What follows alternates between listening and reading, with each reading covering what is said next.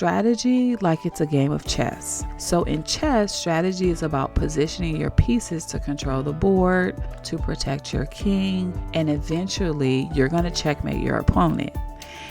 It's not just about the next move, it's about anticipating the second, the third, the fourth, the several other moves that you have to make ahead. It's about weighing what the risks are. It's about foreseeing outcomes or planning for, different scenarios. And it's about adapting to how things change throughout the game, And leadership operates in such similar ways. Strategic leaders don't just react to what's immediately in front of them. They think ahead, they consider the broader picture, and they align their actions with long-term goals. I'm your host, TaSheena Braxton, and I am on a mission to disrupt the industry standard that fancy titles make leaders and teaching my clients how to become leaders and get their own seats at the table. Every week, I will explore a topic that impacts women of color.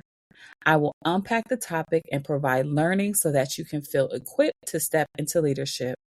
I went from laid off to an entry-level job to a mid-level multiple six figures role where I wasn't the highest on the org chart, but I was able to sit in rooms with CEOs, CFOs, and CMOs without a fancy title. As a mom of 4, a wife, and the eldest daughter of 6, I know what it means to lead in every aspect of your life and to be able to translate that into the workplace. Welcome to the Leadership Beyond the Title podcast. So glad to have you here. Now let's get into it.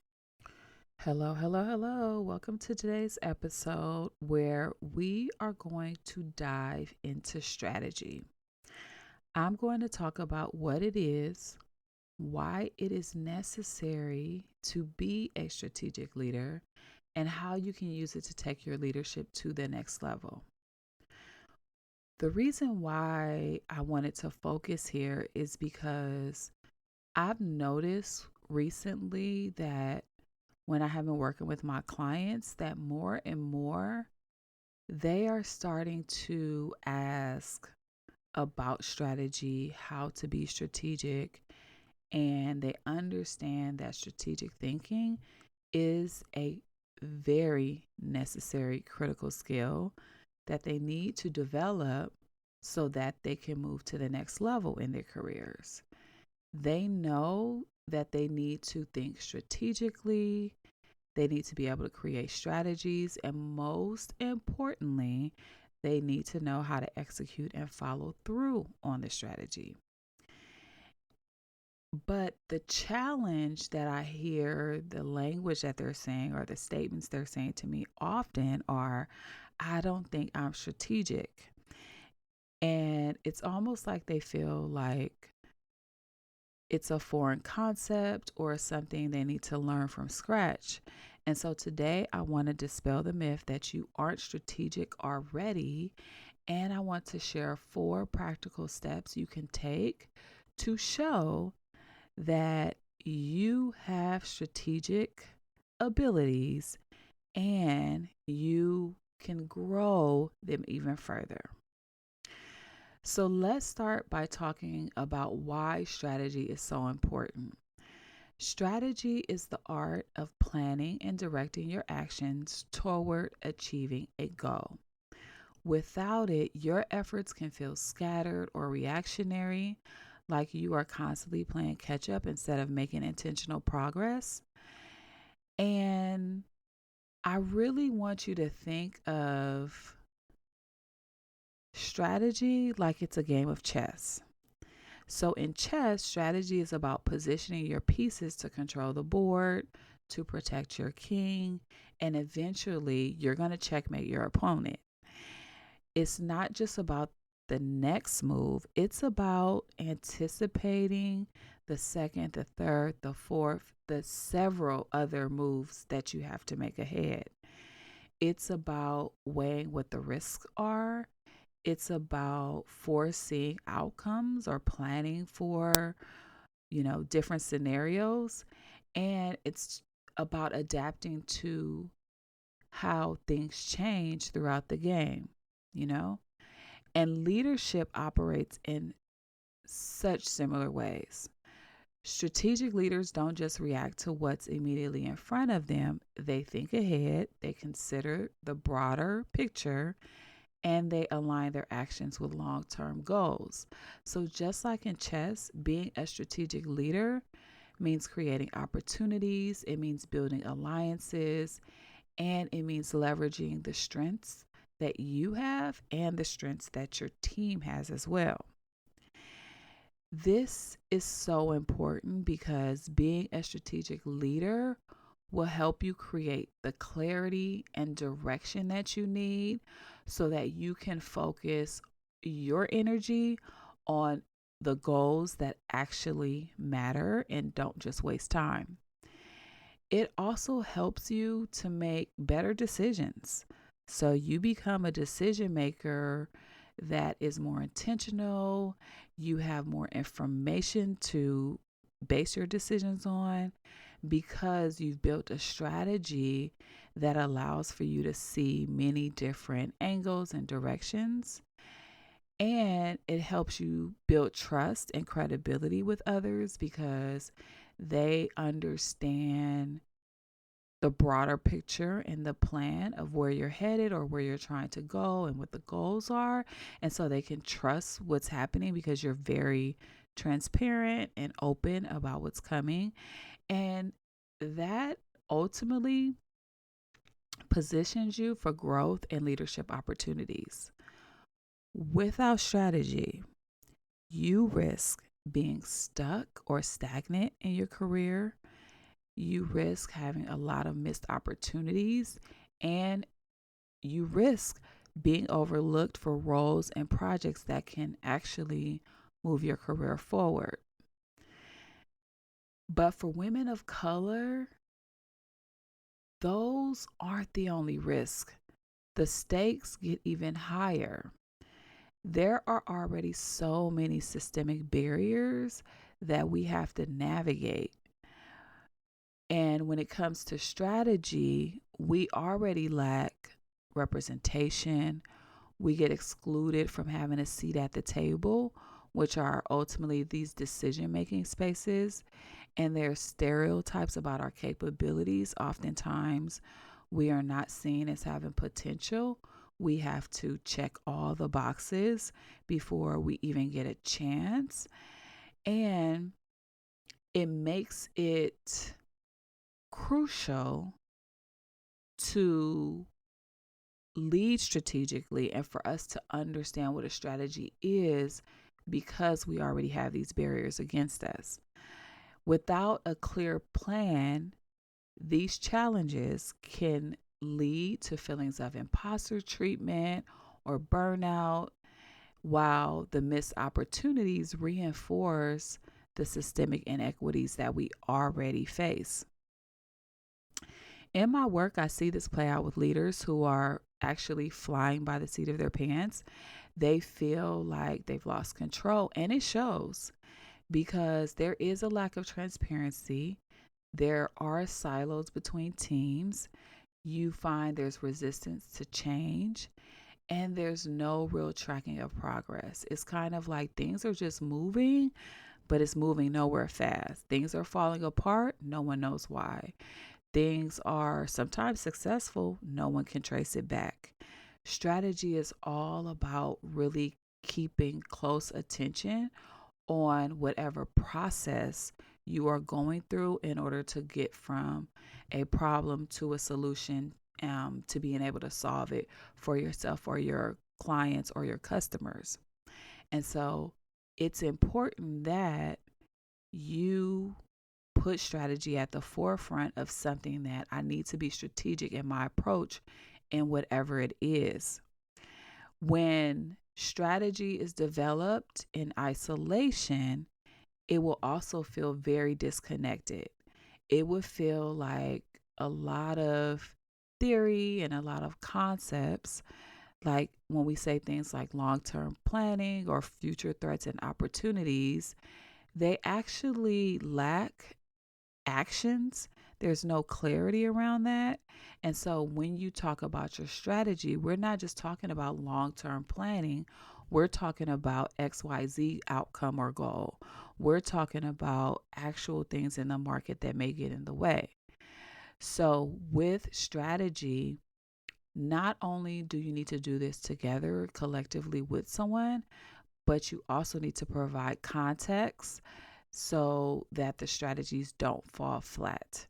And context meaning, what's the goal? What's the plan? What resources do we need? How are we going to get there? What is our timeline?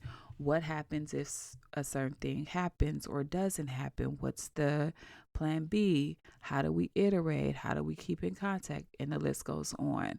You really want to have the context of where we're going in order for anyone to see you as a strategic leader, but also to follow your strategy. And that's why having context and including it in your strategic plan is so critical. When you are clear on the bigger picture, when you seek out diverse perspectives, and when you connect your plans to real things that are happening in the environment, strategy actually becomes actionable and focused. It's no longer just about abstract ideas, it's about making very intentional moves that lead to real problems being solved or real results. So when clients ask me, how can I become more strategic? I will literally help them uncover their personal process for making decisions. We explore, how are you making decisions right now? How are you working with people to come to a decision? What evidence, what data do you pull or not? We look at how work gets done. So how are you getting your work done? What are the timelines? Are you doing it alone? Are you doing it collaboratively? How does that happen? And then I help them identify any opportunities that may be in close proximity to where they are right now. I want you to know that strategy isn't a one size fits all. It's about understanding how you operate best and aligning that with your goals. A personal story I want to share with you, because the 4-step process that I'm going to share with you, I have created directly from my own experience of how I was strategic to reach or to get to the next level in my career. When I was working as an administrative assistant, I had hit a point where I felt stuck. I wanted to grow and develop into a new role, one that allowed me to show the leadership skills that I have from previous experiences. If you listen to some, I think my introductory podcast episode, I talk about how I used to be a store manager and I had people reporting into me. So I did already have leadership skills from previous experiences. But in the role of an admin, those skills actually felt invisible. It felt like they didn't matter. And like they were just sitting on ice. They were just there. The task that was being assigned to me or the things that I had to do felt very repetitive. It felt boring or started to get boring. And then there wasn't much room to stretch or grow beyond what was expected of me. It was sort of like I was put into this box and I was expected to just do the work on my job description. Just do that. That's all. Don't try to do anything else. And to make things even harder, there wasn't a clear roadmap for how I could advance. In the organization that I was in, administrative roles weren't seen as stepping stones to anything greater. There were very well thought out career stepping stones or paths for other roles, but for the admin, it felt like the expectation stopped at doing the job and doing it well. Just again, stay in your box, stay right there, do what you know you can do well. Don't try to do anything better or greater. And so it really felt like no one believed an admin could or should want more. And then as a woman of color, I also knew there were additional barriers I would need to navigate.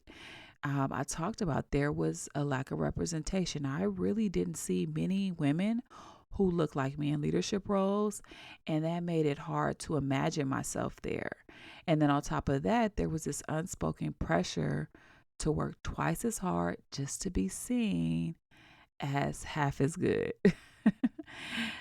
Or just to be seen as competent or ready for the next level. And so every day that I walked into my workplace, I felt like I needed to prove myself over and over and over again, which is very common for Black women, but also for other women of color. And then especially for women generally when we are being compared to our white male counterparts. It feels like we have to prove ourselves over and over again. I remember sitting at my desk one day and I was looking around at how my coworkers seemed very content and happy in their roles. And I said to myself, you better do something, girl, because no one is coming to save you. If you don't take your job by the reins and go for it and do what you need to do, you're going to be stuck here. And I knew there wasn't going to be a manager that was going to hand me a neatly packaged plan for how to move up. And so I had to create my own roadmap because if I wanted out of this role, I would need to be strategic, intentional, and proactive about my next steps. So I put a plan into motion. I started reflecting on what I wanted. I thought about where did I want to be a year from now? What kind of roles was I excited about? What skills did I already have? What gaps did I need to fill? And then once I had that clarity, I thought about who could help me get there. So I very strategically identified mentors and sponsors who could advocate for me, and also peers who could offer insider guidance. And typically, these were people who, one, had some level of cultural competence. They understood what it's like to be a woman of color in a corporate space.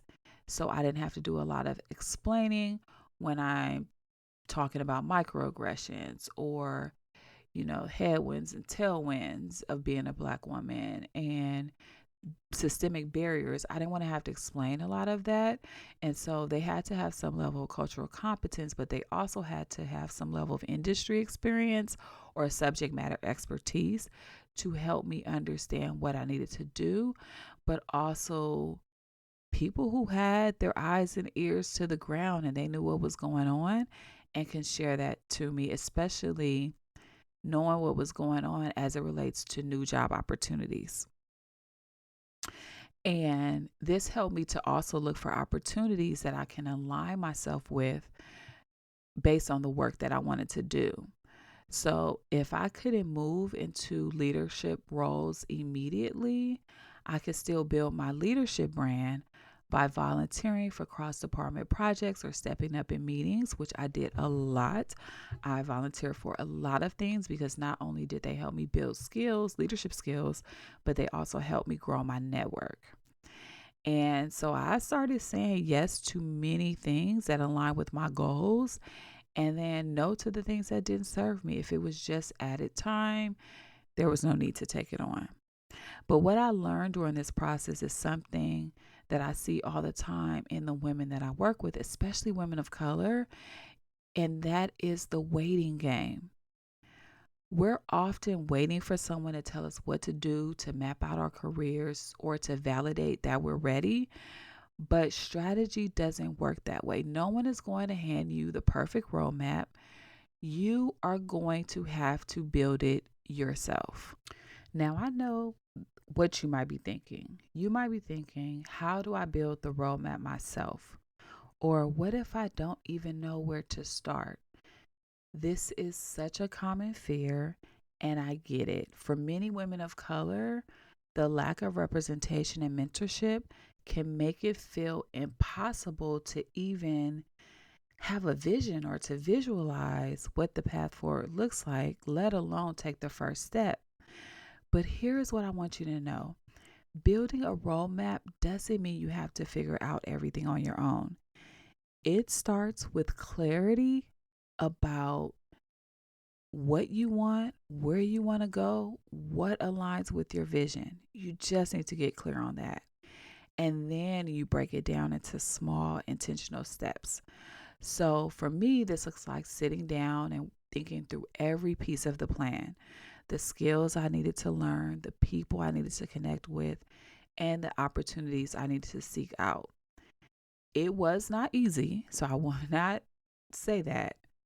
And I'll admit that there were moments when I felt unsure, but I didn't let the uncertainty stop me. I'll say that again. I didn't let the uncertainty stop me.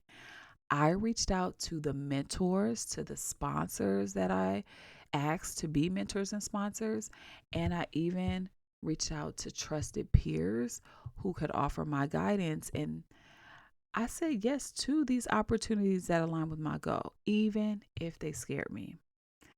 And little by little, I started to build my roadmap. The result of all of that is my hard work eventually paid off. I moved into a director level role. This role challenged me, it helped me grow, and it aligned to my vision.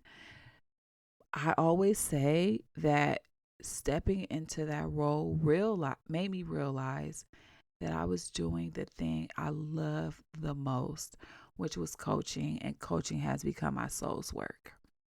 And so, yes, it feels hard. Yes, there's so much uncertainty and you're not sure. But when you do it, I promise you, things start to come together and God will meet you where you need gaps to be filled because He'll send you somebody in the form of a mentor, or He'll send you like an article or an email that you didn't think you know need to see, or something on social media that you need to read that you didn't know would help you. But that's how it happens. But you have to take the first step. And that's the message that I want to leave with you today, is that strategy isn't about having all the answers up front. It's about intentional steps to build the plan or the path to go forward. So if we go back to the game of chess and the story I just shared with you about my journey from an admin, I want to share with you the 4 steps I went through to become a more strategic leader. And these things are not in any particular order, as they are always working concurrently at the same time. So the first thing is to look for or be aware of opportunities. In chess, a good player constantly scans the board. They're looking for weaknesses or opportunities to advance their position. In leadership, this means staying alert to the trends, to gaps, and emerging possibilities, things that are coming up in the market that align with your vision. Opportunities often arise when you're actively looking for them. And so that's why you have to keep updated and keep on point about what's happening out there. The second thing to do is to reach out to others to explore paths and to learn. So in chess, players study the grandmasters, they analyze games, and they seek advice to improve their strategies. In leadership, you have to engage with the mentors, the peers, industry experts, and you learn from others' experiences. And when you do that, you gain new perspectives on how to refine your approach to your leadership journey. The third thing is to communicate your goals. In chess, every move signals an intention, whether it's defending a piece, advancing a pawn, or setting up a major play. Well, in leadership, when you communicate your goals clearly so that everyone understands the vision, this will ensure that you are aligned, that you are building trust, and it helps you to rally your team toward success. And the fourth thing is to ask for help from mentors, sponsors, or others around you. It could be your peers. In chess, even the best players consult others or analyze games with mentors to improve. In leadership, don't hesitate to ask for help, for guidance, or for support. Mentors and sponsors can help you navigate the challenges that you come up against. They can help you stay accountable to your goals and what you want to do. And they can be your eyes and ears to uncover any new opportunities. So those 4 things are: look for or be aware of opportunities, reach out to others to explore paths and learn, communicate your goals, and ask for help from mentors, sponsors, or others in your environment. So summing everything up, remember that strategy isn't some abstract concept that's only reserved for certain people, certain manager levels, certain organizations or projects. It is something that you are already doing and something that you are already capable of. And when you are intentional with building your network, building connections, building relationships, communicating effectively, being transparent, you can position yourself as a strategic leader. And it's just like in chess. Every move you make is an opportunity to control the board and achieve your goals. So don't let your fear of not knowing what's next, of not understanding what will actually work, stop you from building a strategy, following it, trying to execute on it, tracking your progress, and really navigating through it in a way that shows both your structure and your flexibility.